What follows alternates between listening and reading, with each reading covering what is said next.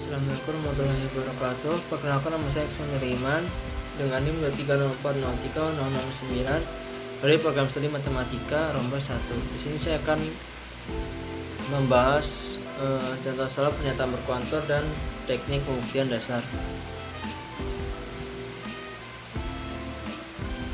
Untuk contoh soal yang pertama, contoh argumennya, jika semua orang suka olahraga, maka suka bermain bulu tangkis dan berenang. Oleh karena itu, semua orang suka bermain sepak bola dan berenang. Atau disimbolkan dengan O, T, B, S. Penyelesaiannya misalkan OX untuk X yang suka olahraga, TX untuk X yang suka bulu tangkis, BX untuk X yang suka berenang, SX untuk X yang suka sepak bola. Langkah yang pertama, kita menuliskan premis-premisnya terlebih dahulu. Lambang A kebalik itu dibacanya untuk setiap X, OX maka TX dan BX. Premis yang kedua, untuk setiap X, OX dan SX, kita akan menyimpulkan SX dan BX. Langkah yang ketiga, kita menggunakan rumus instansiasi umum dari langkah yang pertama, yaitu O theta maka T theta dan B theta. Langkah yang keempat, kita menggunakan instansiasi umum dari langkah yang kedua, yaitu menjadi O theta dan S theta. Langkah yang kelima, kita menggunakan simplifikasi dari langkah yang keempat, yaitu O theta dan S theta. Kita menggunakan simplifikasi.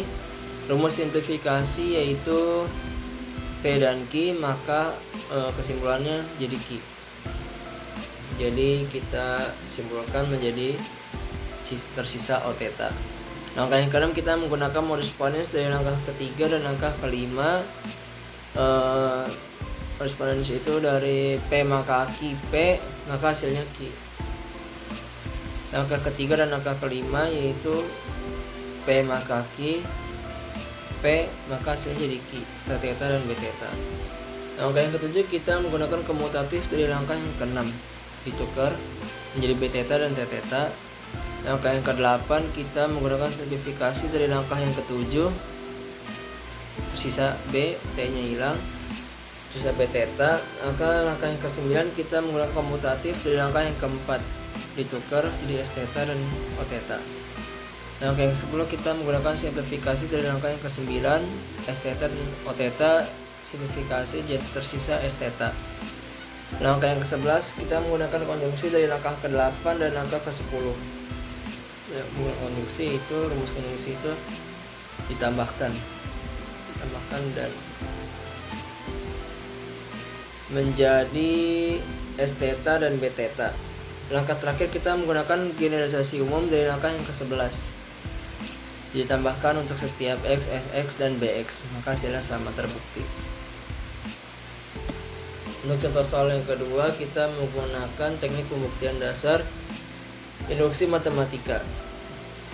Rumus induksi matematika itu ada 3, yaitu ada 3 syarat, N sama dengan 1 untuk menunjukkan pernyataan yang benar. Langkah yang kedua, syarat yang kedua, N sama dengan K untuk mengasumsikan pernyataan benar. Untuk syarat yang ketiga, N sama dengan K plus 1 untuk menunjukkan pernyataan benar. Lanjut ke contoh soalnya, buktikan bahwa penjumlahan N bilangan asli berurutan berlaku 1 plus 2 plus 3 plus 4 plus 5 plus titik plus N sama dengan N plus 1 per 2. Pembahasannya, untuk langkah yang pertama, untuk N sama dengan 1 maka 1 sama dengan 1 per 1 per 2. Jadi 1 sama dengan 1 benar. Langkah yang kedua, asumsikan benar untuk N sama dengan K, maka berlaku N diganti menjadi K, 1 plus 2 plus 3 plus titik plus K sama dengan K plus 1 per 2. Langkah yang ketiga, kita akan membuktikan benar juga untuk N sama dengan K plus 1. Jadi ini kan ditambahkan K plus 1 nya setelah K. Bukti kita akan membuktikan dari kiri, 1 plus 2 plus 3 plus 4 plus 5 plus titik plus K itu kan hasilnya K plus 1 per 2. Jadi hasilnya ini K plus 1 per 2 plus K plus 1. Hasilnya K plus 1 per 2 dikali 2 plus 2 K plus 1 per 2.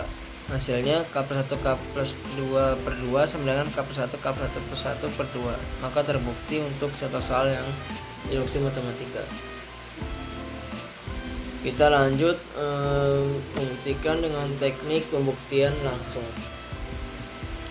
Pembuktian langsung ini biasanya diterapkan untuk membuktikan teorema yang berbentuk implikasi P maka Q. Di sini P sebagai hipotesis digunakan sebagai fakta yang diketahui atau sebagai asumsi. Selanjutnya, dengan menggunakan P kita harus menunjukkan berlaku Q. Secara logika, pembuktian langsung ini ekuivalen dengan membuktikan bahwa pernyataan P maka Q benar, di mana diketahui P benar. Kita lanjut ke contoh soalnya. Buktikan jika A bilangan ganjil dan B bilangan genap, maka 3A kuadrat min B plus 1 adalah genap dengan pembuktian secara langsung. Penyelesaiannya, misal P itu A bilangan ganjil dan B bilangan genap, dan Q itu 3A kuadrat min B plus 1 adalah genap. Karena A ganjil maka 2K plus 1, B genap maka 2P. Kita akan membuktikan secara langsung. 3A kuadrat min B plus 1 sama dengan 3 dikali 2K plus 1 kuadrat min 2P plus 1. Kita substitusikan A itu menjadi 2K plus 1, kita substitusikan B menjadi 2P. Yang dioperasikan kita menjadi 3 dikali 4K kuadrat plus K plus 1 min 2P plus 1 sama dengan 12K kuadrat plus 12K plus 3 min 2P plus 1. 12K kuadrat plus 12K min 2P plus 4 sama dengan kita akan mengeluarkan 2 supaya hasilnya genap. 2 dikali 6K kuadrat plus 6K min P plus 4 sama dengan 2R. Maka terbukti 3A kuadrat min B plus 1 adalah bilangan genap. Mungkin sekian dari saya. Wassalamualaikum warahmatullahi wabarakatuh.